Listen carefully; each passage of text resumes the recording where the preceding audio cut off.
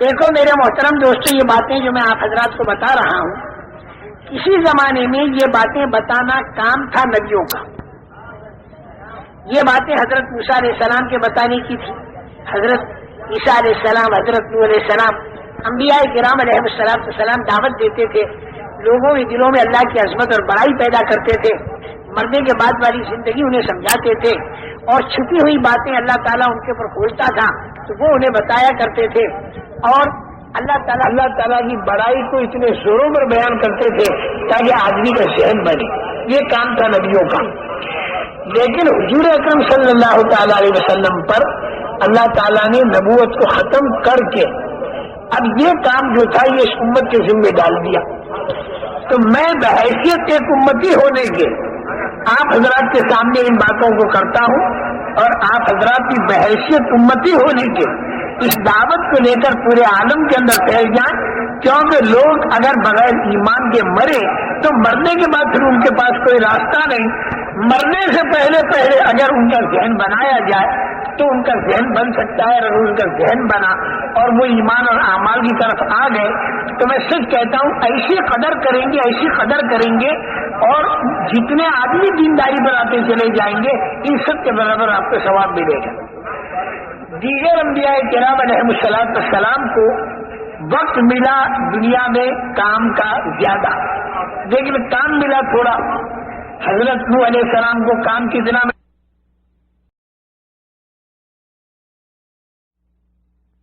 بحیثیت ایک امتی ہونے کے آپ حضرات کے سامنے ان باتوں کو کرتا ہوں، اور آپ حضرات کی بحیثیت امتی ہونے کے اس دعوت کو لے کر پورے عالم کے اندر پھیل جائیں، کیونکہ لوگ اگر بغیر ایمان کے مرے تو مرنے کے بعد پھر ان کے پاس کوئی راستہ نہیں. مرنے سے پہلے اگر ان کا ذہن بنایا جائے تو ان کا ذہن بن سکتا ہے. اگر ان کا ذہن بنا اور وہ ایمان اور اعمال کی طرف آ گئے تو میں سچ کہتا ہوں ایسی قدر کریں گے اور جتنے آدمی دینداری پر آتے چلے جائیں گے ان سب کے برابر آپ کو ثواب ملے گا. دیگر انبیاء کرام علیہ السلام کو وقت ملا دنیا میں کام کا زیادہ، لیکن کام ملا تھوڑا. حضرت نوح علیہ السلام کو کام کتنا ملا؟ صرف اپنی قوم کے اندر انہیں کام کرنا تھا دین کا. انا ارسلنا نوحا الی قومہ. لیکن دعوتی لائن کی عمر کتنی ملی؟ 950 سال کی دعوتی لائن کی عمر ملی. ہر نبی کو کام ملا تھوڑا اور وقت ملا زیادہ. لیکن ہمارے نبی کریم صلی اللہ تعالی علیہ وسلم کو اللہ تعالیٰ نے کام تو دیا کتنا؟ پورے دین کو زندہ کرنا، پوری دنیا میں زندہ کرنا اور قیامت تک کے لیے زندہ کرنا. کام تو ملا اتنا، لیکن وقت کتنا ملا؟ 40 سال پر آپ کو نبوت ملی اور 63 سال پر آپ اس دنیا سے پردہ فرما گئے. جب آپ کی عمر 63 سال کی ہو گئی تو وقت ملا آپ کو کام کرنے کا 23 سال کا. اور کام کتنا بڑا ملا کہ پورا دین زندہ کرنا. حضور اکرم صلی اللہ علیہ وسلم صرف نماز کو زندہ کرنے تشریف لائے ہوں ایسی بات نہیں، صرف روزہ زندہ کرنے کے لیے تشریف لائے ایسی بات نہیں، بلکہ ہر شعبے میں دین زندہ ہو جائے. اگر اللہ تعالیٰ نے ایک چھوٹی سی دکان دی ہے اس چھوٹی سی دکان میں دین زندہ کر دو. اگر اللہ نے چھوٹا سا گھر دیا ہے اس چھوٹے سے گھر میں دین زندہ کر دو. اگر ایک بیوی ہے 2 بچے ہیں اس میں دین زندہ کر دو. اور اگر اللہ تعالیٰ نے پورا ملک دے دیا تو اس میں اللہ کا دین زندہ کر دو.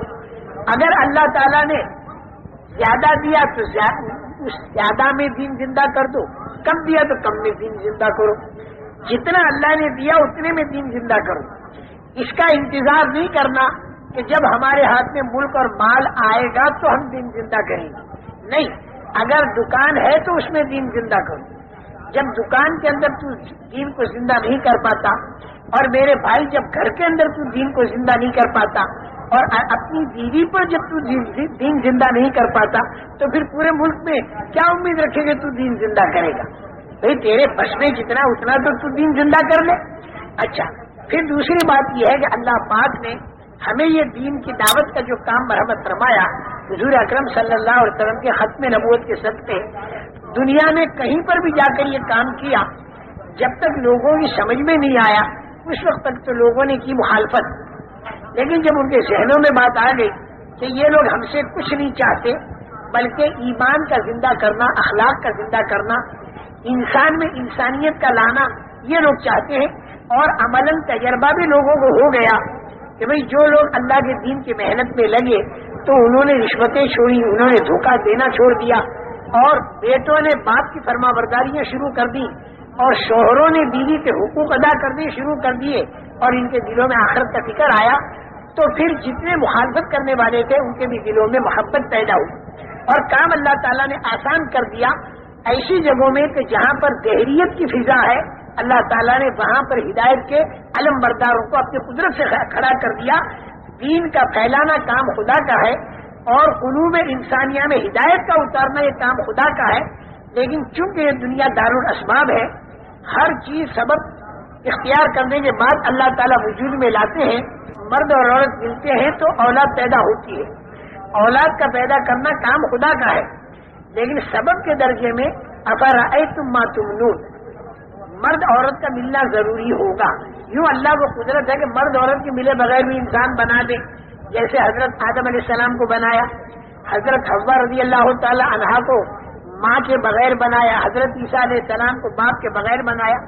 قدرت تو اللہ کی ہر چیز پر ہے، لیکن ترتیب اللہ کی ہر چیز کے لیے یہ ہے کہ انسان اسباب اختیار کرے، تو اس کے بعد اللہ کا ارادہ اگر ہو جائے تو نتیجہ اس کے اوپر مرتب ہوگا۔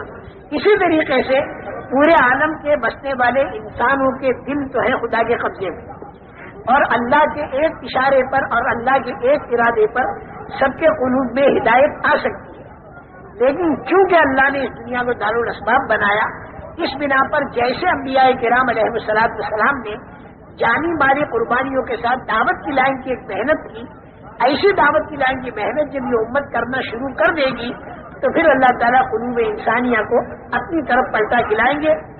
اس کا تجربہ صحابہ کے دور میں بھی ہوا اور آج کے دور میں بھی ہوا، جہاں جہاں صحیح اصولوں کے ساتھ جانی اور مالی قربانیوں کے ساتھ نقل و حرکت ہوئی تو وہاں کے رہنے والے انسانوں کے قلوب کو اللہ نے پلٹا کھلایا، اور ایک عمومی فضا دین کی بنی، ماحول دین کا بنا۔ لیکن میرے محترم دوستو، جب آدمی عناد کی وجہ سے یا ضدی پنے کی وجہ سے یا حد دھرمی کی وجہ سے اگر حد دھرمی پر آ جائے، عناد پر آ جائے، ضد پر آ جائے، تو کتنا ہی دینی ماحول بنے اسے ہدایت نہیں ملتی۔ جیسے فرعون سمجھ تو ساری بات گیا، لیکن اسے ہدایت نہیں ملی، جادوگروں کو مل گئی جو جادوگر فرعون کی حمایت میں آئے تھے۔ یہ مطلب نہیں کہ فرعون سمجھا نہیں، لیکن اس کے اندر ضدی بنا تھا، وَجَحَدُوا بِهَا وَاسْتَيْقَنَتْهَا أَنفُسُهُمْ ظُلْمًا وَعُلُوًّا۔ جب چاروں طرف دعوت کے ذریعے ماحول ایمان کا بنے گا تو سلیم الفطرت قسم کے جو انسان ہوں گے، جن میں حد دھرمی اور ضدی پنا نہیں ہوگا اور جن میں عنادی پنا نہیں ہوگا، اللہ تعالیٰ ان کے قلوب کو ایمان کی طرف پلٹا کھلا دیتے۔ البتہ ضدی پنے والا اور عناد والا اور عصبیت والا آدمی محروم رہتا ہے جب تک وہ عناد پر رہے۔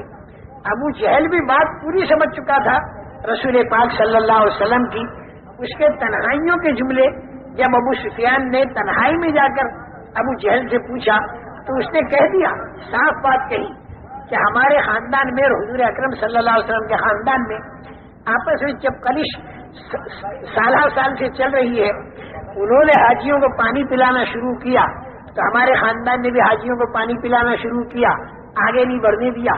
انہوں نے حجاج کو کھانا کھلانا شروع کیا، ہمارے خاندان نے بھی کھانا کھلانا شروع کر دیا، آگے نہیں بڑھنے دیا۔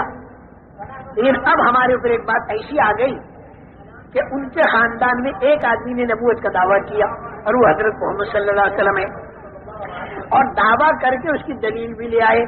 اب یہاں ہم بے کس اور بے بس ہیں، ہم کسی آدمی کو نبوت کا دعویٰ کرا نہیں سکتے۔ حضور اکرم صلی اللہ علیہ وسلم نے نبوت کا دعویٰ کیا، انہوں نے دلیل مانگی، انہوں نے کہا کہ یہ قرآن پاک جو تم لاتے ہو ہمارے سامنے، یہ تم خود گھڑ کے لاتے ہو، خدا کا کلام نہیں۔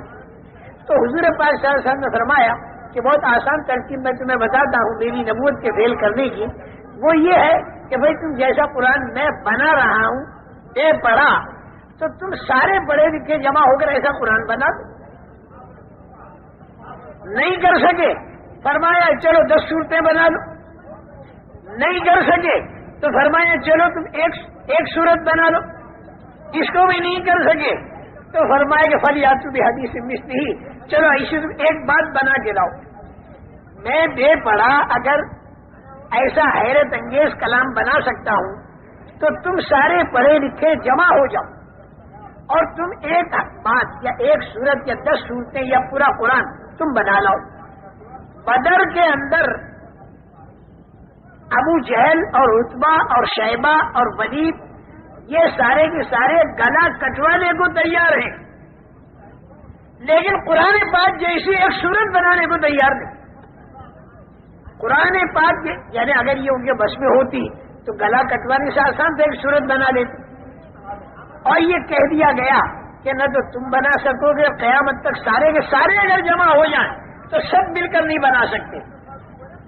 میرے محترم دوستوں، نبی جب اللہ کی طرف سے کوئی بات کہتا ہے اور وہ بات عام نظروں کو دکھائی نہیں دیتی اور عام آدمیوں کو منمانی ہوتی ہے تو نبی کو سب سے پہلے اپنی نبوت کی دلیل پیش کرنی پڑتی، اور ہر نبی معجزہ لے کر آئے، اور ہر نبی کا معجزہ آسان تھا، اس لیے کہ نبی بات کریں گے جنت کی، جہنم کی، قبر کی، عذاب کی، ثواب کی، فرشتوں کی، اور یہ وہ ساری چیزیں ہیں کہ جو انسان کی آنکھوں سے دکھائی نہیں دیتی۔ اب جو چیز آنکھوں سے دکھائی نہیں دیتی وہ چیز بتانے والا پکا صحیح ہو تو مانی جائے گی، ورنہ نہیں مانی جائے گی۔ اس لیے اللہ جل جلالہ و من والہ نے جس کو اپنا رسول یا نبی بنا کر بھیجا اس کے ساتھ معجزہ بھیجا۔